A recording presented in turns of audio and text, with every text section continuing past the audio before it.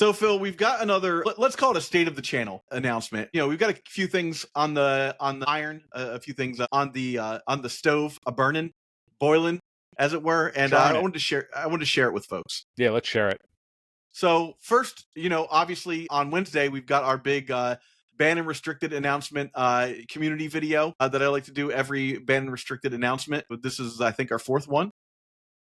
Yeah, it's something like that. We've been doing it for a bit now. Like you've streamlined the process quite a bit. Yeah, it's made it a little bit easier for me to get everybody together for this. Yeah, I remember the first video was like 5 hours long or something. It was well, it wasn't even that it was just long.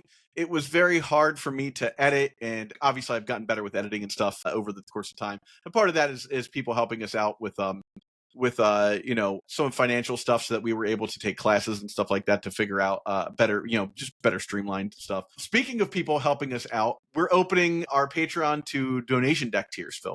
Yeah, now that we're doing gameplay content, like for a long time, we had people reaching out. Like every time we would do like a theory video or whatever, people would reach out and be like, "Hey, would you play my deck and then apply the theories that you're talking about?" Or I've applied the series to like this deck. I'm curious your thoughts if you would play it through a league or whatever. And at the time, we just didn't have the setup or the time really to do gameplay content. But now that we do, we're like, oh, we now have the capacity to do that. So let's see if there's still the interest. And so we're opening it up, and we already got some in the queue. Some people have already sent us deck lists. Unfortunately, one of them already has Delighted Halfling in the deck that I have to play. I don't know how I feel about Birds of Paradise variants. I'm a Terminus guy, but we're going to do it. And part of that, it's going to broaden our horizons, Zach. We're going to become better because of it. Yeah, exactly. Well, part of that is to punish Phil.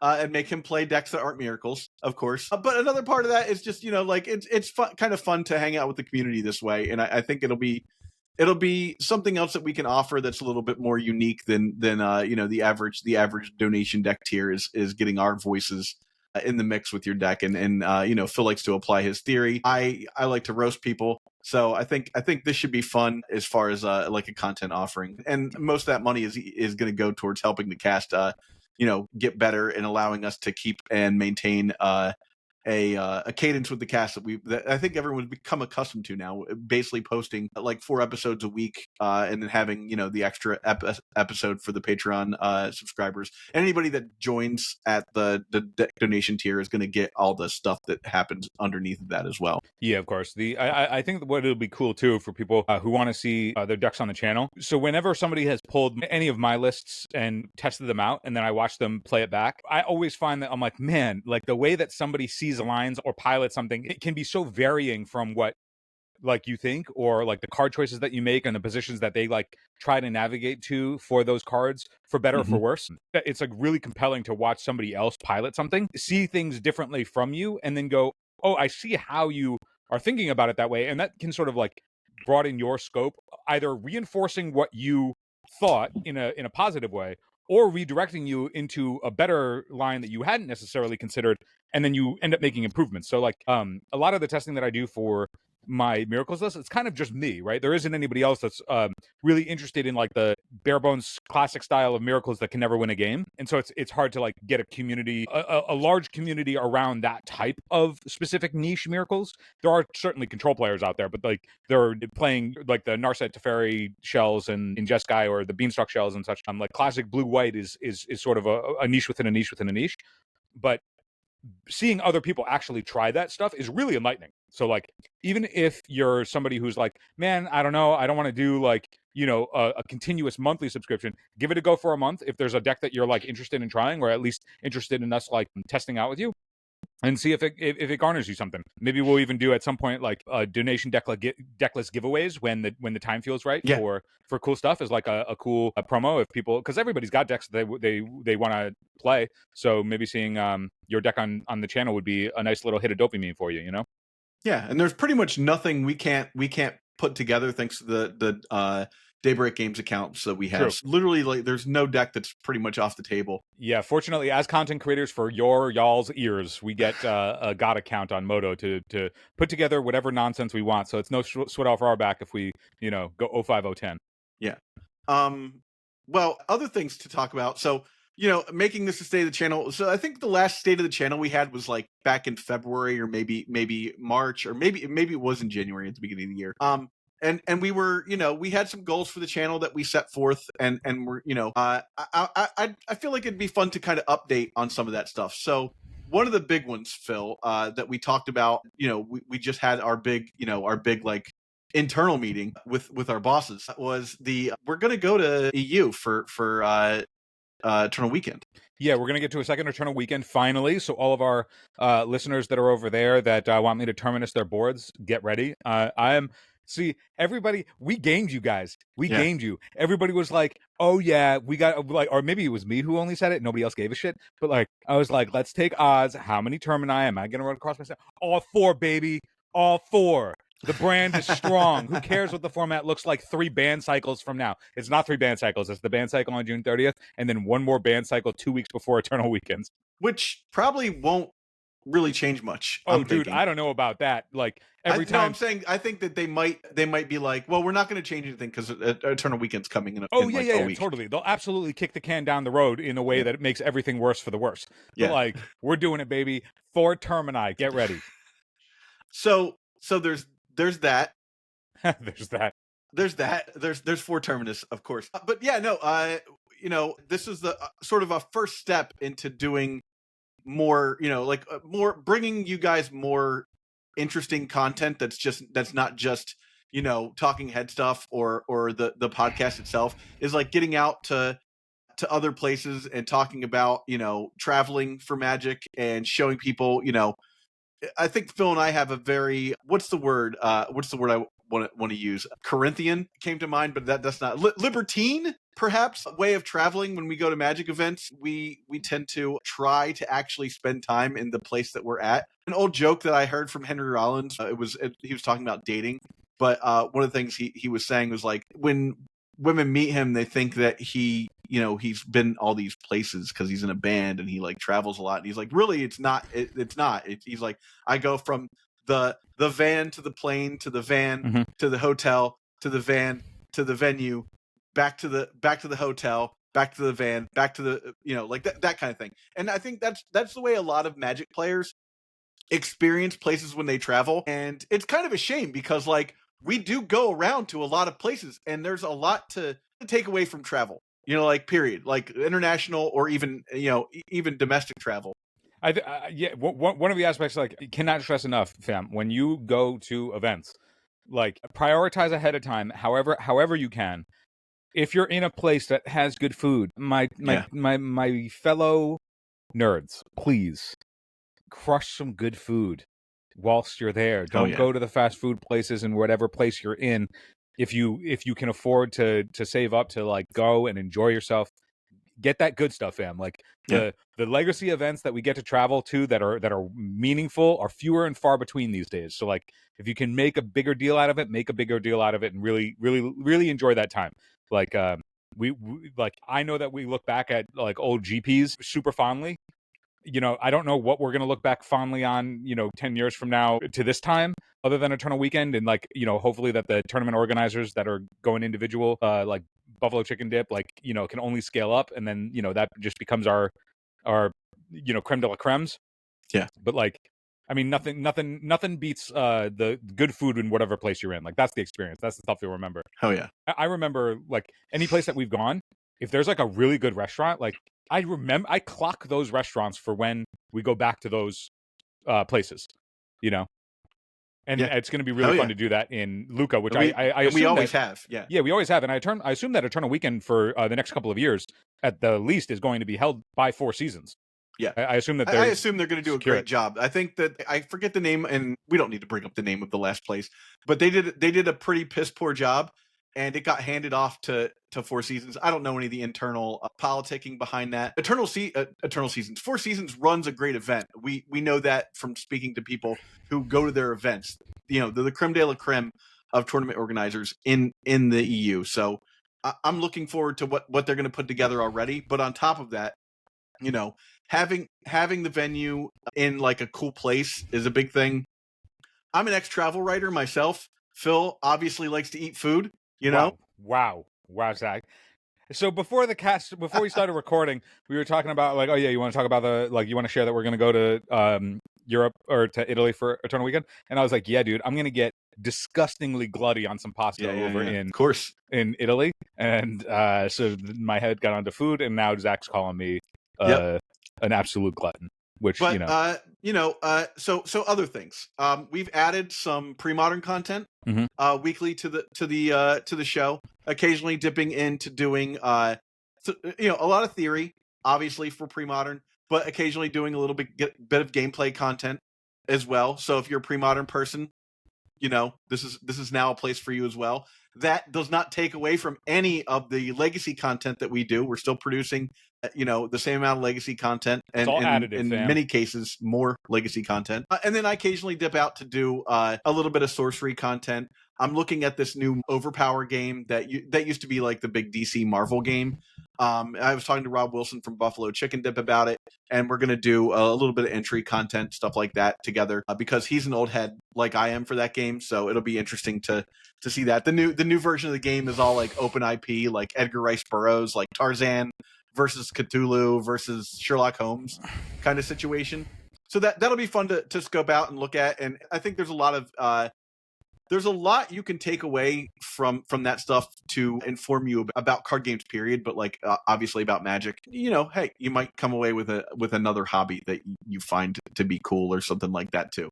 At the end of the day, that is all additive content. We're still primarily a legacy podcast, podcast. But so we're checking off on the box of our New Year's resolutions, right? One of the big things, which was get to a second Eternal Weekend, maybe get to 3, right? So a second one. And then in the year after this, I do want to do Japan. I don't know if we can, like time-wise at work, I can afford to do both Japan and Europe just because of how many days I get off in a year.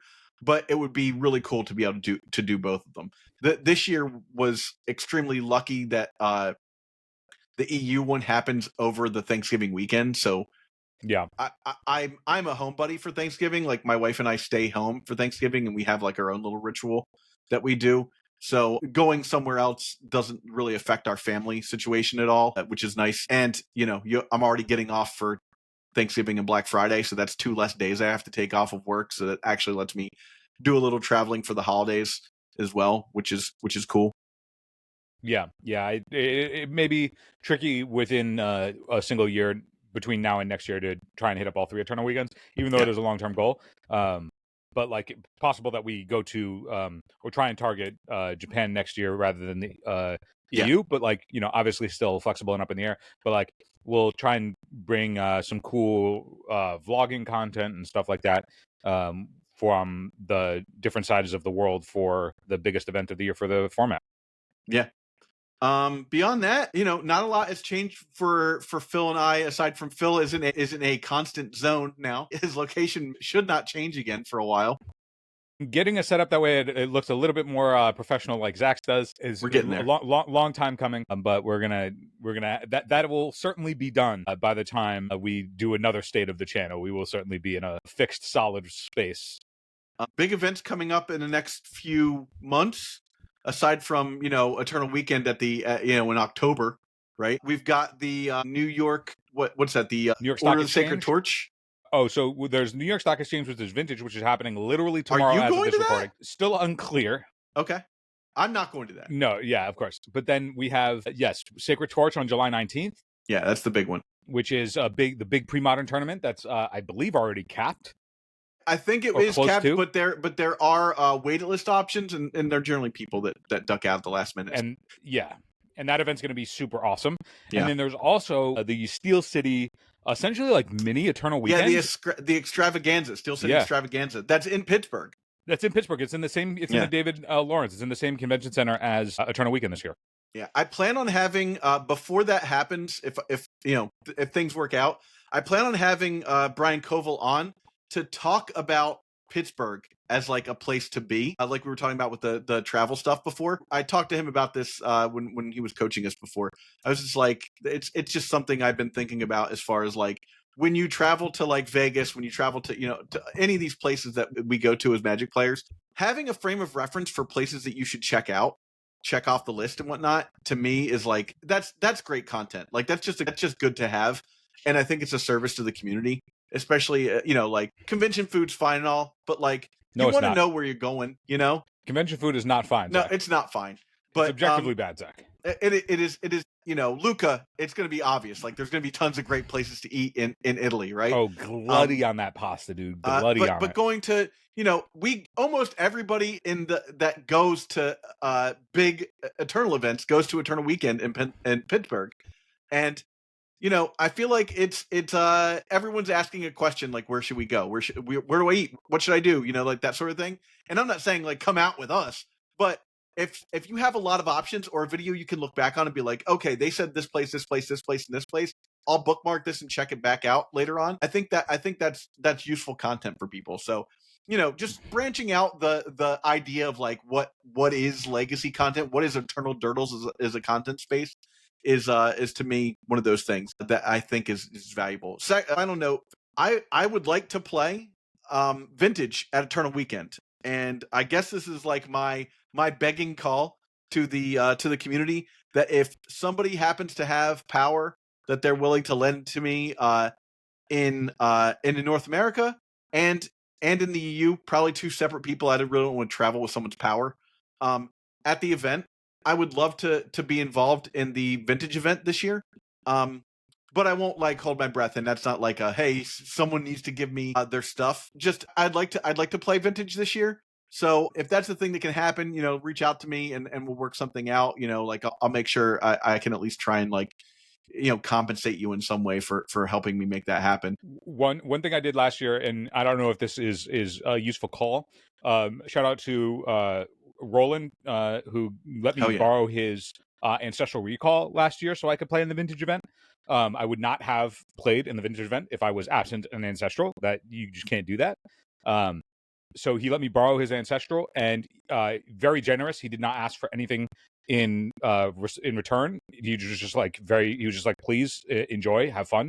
I want you to be able to play this event. But I told him that if I prized at all, that all of the prize would be his prize. I just give whatever winnings I had. So like if I had top aided, I would have just given him the promo for whatever value that was, as a way to be like, I only have this because you were generous enough to allow me to do this thing. So like, but like, if there's anybody out there, like I know how generous the Legacy and Vintage communities are, and if anybody has power and wants to like is willing to let Zach jump in, I'm hoping to have finished out my set of power by the time we get to Eternal Weekend. That's my goal for the year. I sold a bunch of my collection last year and pulled a couple pieces of power off of it.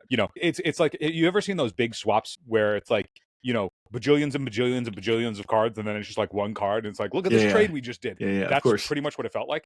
Yeah.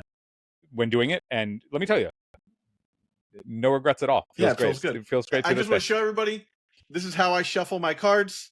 I know back in the day, a lot of people were like, Zach Clark, what are you doing shuffling your cards like it's a poker deck? I do not shuffle my cards like I used to. So if you knew me and you're afraid of the patented Zach Clark shuffle crease happening to your power, that won't happen, I promise. But with that said, Phil, did you want to add anything? Is there anything I missed? Anything else regarding the state of the channel? No, I think that like we are just as we're just pumping out a lot more content. The gameplay content is been the most noticeable shift. Like there have been a lot of shifts behind the scenes where we've used like the support that we've gotten to like upgrade equipment. I've clearly like need to update the space that we're in, that way it's a little bit more set up and Phil's video setup like, will be very similar to mine in a couple of weeks. But that is like very very much on the like happening. Like I have the stuff, I just actually have to like set it all up in this new space that I'm in. Like you said, Zach took a bunch of courses to like solve like the editing thing to like make that stuff a lot sharper. We run into technical difficulties sometimes, but we immediately learn from that and then isolate it and then try and solve it for the next go around. That way we're like bringing you guys good content that's enjoyable to listen to. And then then the most noticeable change that we're making and why we decided to do the state of the channel video now is we're doing the donation decks for gameplay content. Because we want to like level that up, because so many people have told us that they really enjoy gameplay content and like apparently the flavors that we bring to it. So we want to like lean into that hard and see how far we can take that before we figure out whatever else you guys want, and then we lean into that. Yeah. Well, with that said, hey, thanks everybody for your support, comments, all that stuff, like, comments, and subscribing. Yeah. And also part of the thing that we did recently was only a couple months ago we started EternalDoodles.com to get more pre-modern and legacy written content. Yeah, and that's going well. it's going well. We are not monetizing that yet. That is not a thing that we're doing yet. We want that to be the hub for written content. If it gets large enough and we see that there would be a way to monetize it that is valuable to you, we're good on YouTube front. We're good on Patreon. Like, go there to support us. I have no interest in making EternalDoodles.com like a Substack or something. Like the same way that you go to, like, you go to anything and it's like behind a paywall, or like the ads like break up the text in a way that makes it just like wholly unreadable. Like, we're not interested in that. We're interested in that being like the modern day The Source, even though it's written content less so than like forum, Reddit style stuff. But like, I really, really love written content when it comes to like players being able to talk about everything that they enjoy in longer form written content. I know that everybody likes to listen to podcasts, and not everybody necessarily likes to watch a video, or can't when they would like, but can read if they're like, I'm on the subway all the time and I'm underground, don't have internet, can't watch video. And so I like being able to read about Magic, and I'm happy that Eternal Dodos can support that stuff. So if you have an article that you want to write about legacy, pre-modern, vintage, anything else, Eternal Magic, whatever it is, like, do not think that you are not a good enough writer. I will help edit whatever it is. Just write it in a Google Doc. Hit me up on at Force of Phil on literally any social or Discord, and we will get it live. We will do it, but we hope to publish you. And with that said, thanks for watching.